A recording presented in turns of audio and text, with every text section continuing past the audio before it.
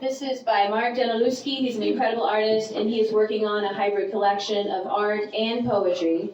So 4 of the poets involved with the project are going to share with you today their poems, and that includes me. Hooray for me! So if you are interested in being one of the poets considered for this collection, I'm going to pass around a stack of orange paper that has the submission where you go to submit. It's 12 as in 1, 2, Caesar's S, I don't know if I can spell Caesar, 1, 2, CAESARSOFROME, so 12 Caesars of Rome at gmail.com. So I'm going to grab those and hand those out.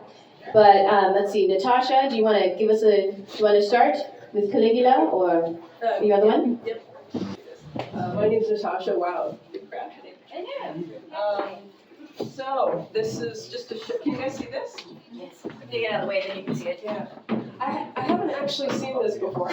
In real life? Yeah, and I'll just give you a little history with this project. It was about a year ago now when Margot came into one of our poetry sessions and said, "Hey, do you want to write a poem?" I said, "Yeah, sure." And so she said, "Mark's got this, he's an artist, and he was looking for poets to write to each of the portraits that he had created."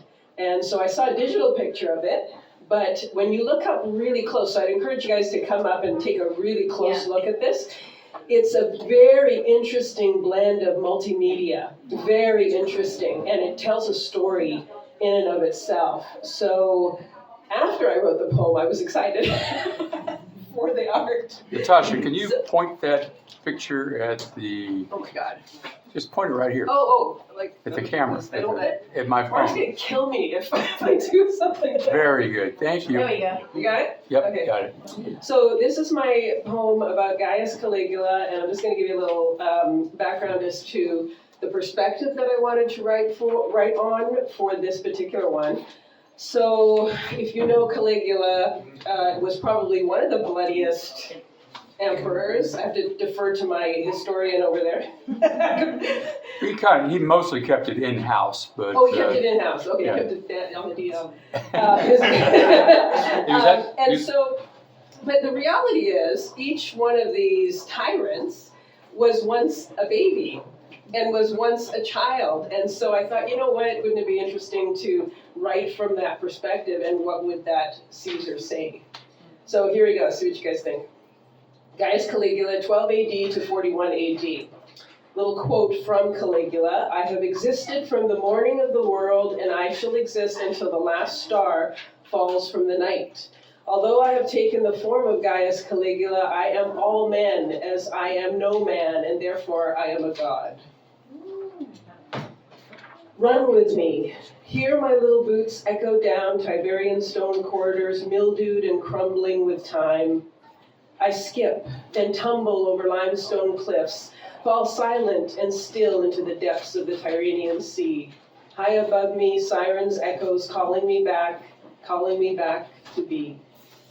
Play with me among fronds of algae and peach-button coral, dancing red goldfish, striped conger eels like slithering slippers.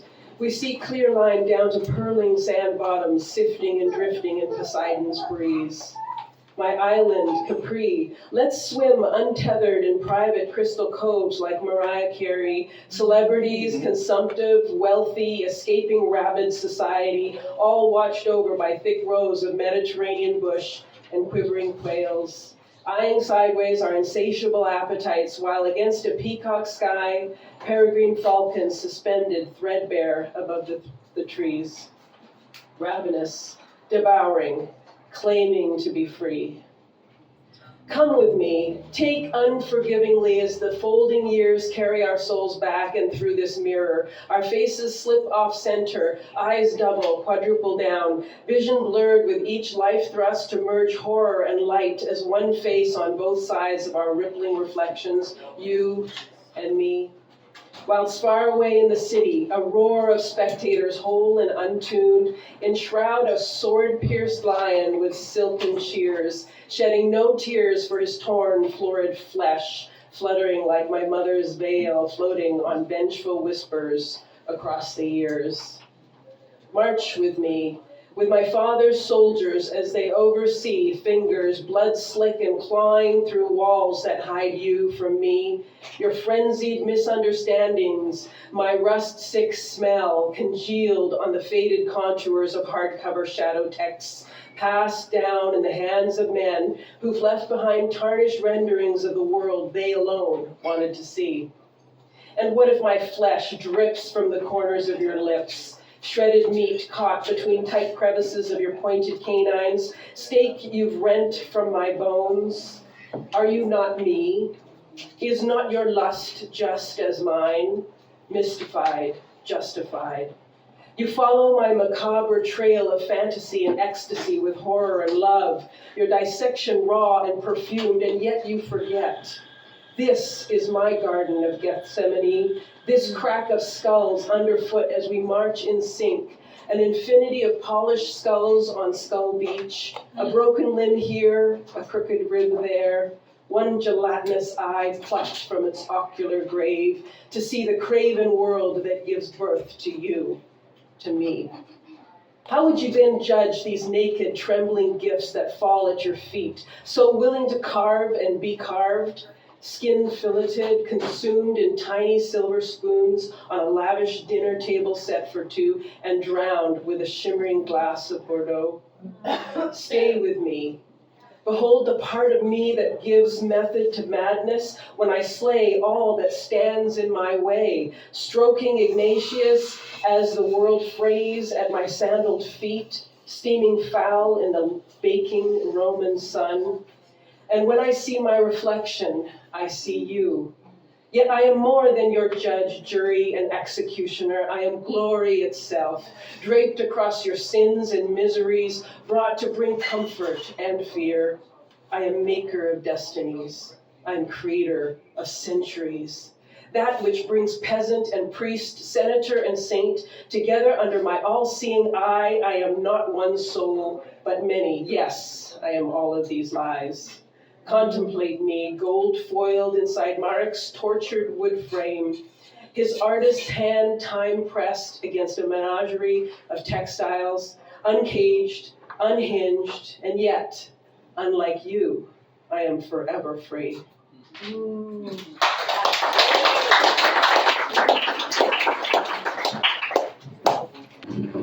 All right. Thank you, Natasha. As you can see, quality poetry. So I'm going to read you my piece I did about Domitian. He was the little brother of Titus, who was a much more successful Caesar, and then their father, Vespasian, who was more successful than them. He kind of had a terrible, horrible, no good day, Domitian. He was very paranoid about being assassinated, as he should have been, because half of the 12 Caesars of Rome were assassinated, so he had 50-50 odds of getting the chop. And he did all kinds of things that made him popular with some, very unpopular with others, which is, I guess, how you get assassinated, for any of you wondering. But for him, he specifically had issues with the soothsayers. In particular, Asclepius, who predicted the end, his demise, the end of his reign, and Domitian's like, bring that piece of shit here, he needs to tell me to my face. So they drag him in for a forced audience, and Domitian's like, oh, so you can tell the future? And he's like, oh yeah, I totally can. He's like, oh yeah? Well, if you can tell the future, then how are you going to die? And Asclepius, he's like, well, my body's going to be torn apart by dogs. And Domitian says, no, it's not, and has him killed on the spot. Damn. Then he's like, okay, I want you guys to handle this funeral, just whatever you do, don't let any dogs around the body. So as they have the funeral pyre going, huge hurricane wind sweeps in, scatters his body everywhere, and then it's snapped up by dogs, just as he predicted. And that was the beginning of Domitian's terrible, horrible, no good day. So, Domitian. The astrologer Asclepius, the wind punched a fist through his pyre, flung his body to the scavenging dogs who ate him charred. Came away soothsayers, having borne the future in their mouths, having eaten prophecy. They rend the woods with the bones of him, and saw the death of you. You did too. Domitian, never the hero, no one's favorite, a boy playing soldiers, 2 steps behind in the cold shadow of better men. Jupiter stayed the hand, stayed the love of Minerva at your bedside, disarmed, stepping out of her shrine, Lord and God, abandoned by gods, tormented by gods. Lightning struck even your bedroom. Your fear was monstrous because you were a monster. You lived in it, that feeling when you cannot scream in a dream and nothing else will save you. You died in it, that feeling when you scream and no one comes. Yes. So, next up, thank you kindly. Next up, we have Papa G, who's going to be reading. Are you doing Nero or are you doing Augustus? Both. Okay. Is that all right? Yeah, Both, I think so. They're both short. Yeah. Come on up with that. Yeah, I was delighted when Marek showed up. I haven't yet really learned how to pronounce his name. It's got a double R in it, Marek. No, it just has one R. Now, he's told me it's a double R. Really? The way he pronounces it sounds like it's a double Sounds R. like Mark. We'll ask him. We'll ask him. Yeah. Anyway, yeah, I was delighted to be to become aware of this project and also to be invited to contribute a couple of poems to it because ancient Rome has always been an interest of mine. I keep finding out things. I don't pretend to know a lot, and I think anybody who does say they know a lot probably doesn't know as much as they think they do, because it lasted centuries, their empire, and half of it didn't even fall when people think it fell. The rest of it lived on for 1,000 years, the Byzantines. But one of the things I learned just, I guess, a few weeks ago was that Roman concrete was self-healing.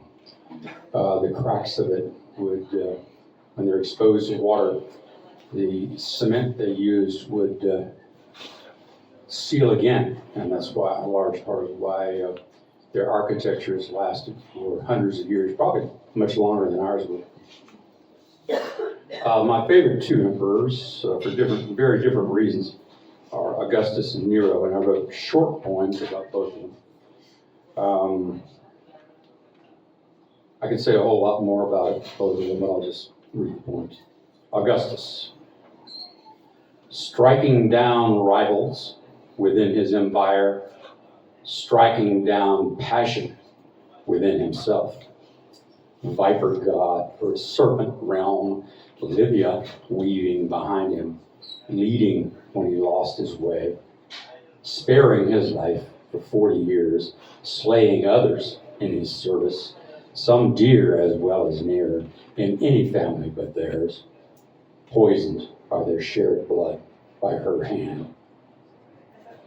His reign began the golden age, tarnished somewhat by Varus, who never gave back the legions, lost deep in the Teutoburg forest, lying dead with them, victims of trust, their steel rusting or taken. Arminius knew them better than they knew him. A good Roman, they thought, until the day he revealed his German heart. The empire survived that defeat, beginning the long end, lingering for centuries after Augustus kissed Livia one last time, leaving divine Augusta to guide her son Tiberius among the many shadows cast by his unwanted crown. And then there was Nero. Sired by a child killer upon a brother fucker, birth lit by dawn's godfire, pawn in a queen's game, learning to move himself across the board of power, removing all in his path, even his mother, especially his mother, indulging every passion, ancient and newly contrived, marrying murder and art, imprisoning audiences within concert halls, applause mandatory, as he sang and plucked, spewing his soul upon them, accompanied by screams from Christians outside, tastefully aflame on crosses, lighting his palace grounds. Fire always spreads when given its way, clearing the ground for his own designs, making Rome great again in fallen Athens' image. failing to silence critics, genius misunderstood, hounded from the city, cowering in a dark villa, mother's ghost whispering from the golden coins their faces still shared, demanding his debt of life be repaid in final measure. Lamenting for the ages, what an artist dies here, before a dagger in his throat silenced his voice forever, infamous fingers falling away from all the strings, the last of his blood to play it.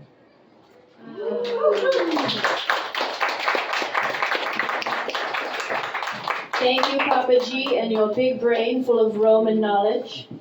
Okay, and Delta Atlas, he's going to round us off, or round us up, or? I don't know which it is right now. You want Mike, but no stand, correct? Yes. I'll take the dreaded stand. I should premise this, I don't claim to be an expert on this history. It's just my interpretation of these stories. So I did Vespasian and Galba. After Nero's death, he just did, there was a year for emperors, and it was a chaotic time. Nero screwed up a bunch of stuff. Galba was the first of the year for emperors. He was known for kind of destabilizing the political sphere, the economic sphere. He was also known for executing critics, high-ranking critics, and that's kind of what I wrote about. This is Galba. They said I'm bitter, agonizing over my brutality when I sent them to the slaughter, when I eternalized their mortality, shuffling towards Styx. Bled by my hands, the Red River is full of critics, whining their demands, and I don't care. I didn't care then, and now I stare back at them from the bank of the damned at the wake of death's remand. He reigned 7 months, and he was executed by Otho. Otho, or assassinated more, I think. He was assassinated by Otho, who followed him. Otho was assassinated by the next one, and then Vespasian took command. Vespasian was known for he was the beginning of the Flavian dynasty. He ended the year of the four emperors, and he restabilized everything. So he's the good one, I guess. But any of them are good, right? The competent one. Yeah. He was also the father of Titus and Domitian. Yeah. Yeah. Yeah. Here's his poem. I take a deep breath, visions in its depth, and the vultures sing, and men before bring flames and panic. The greed of manic leaders lead me to soils of tragedy, my hands fated for exhausted mud, my feet waited for the gust, the war of gods. I write short poems. Thank you, everybody.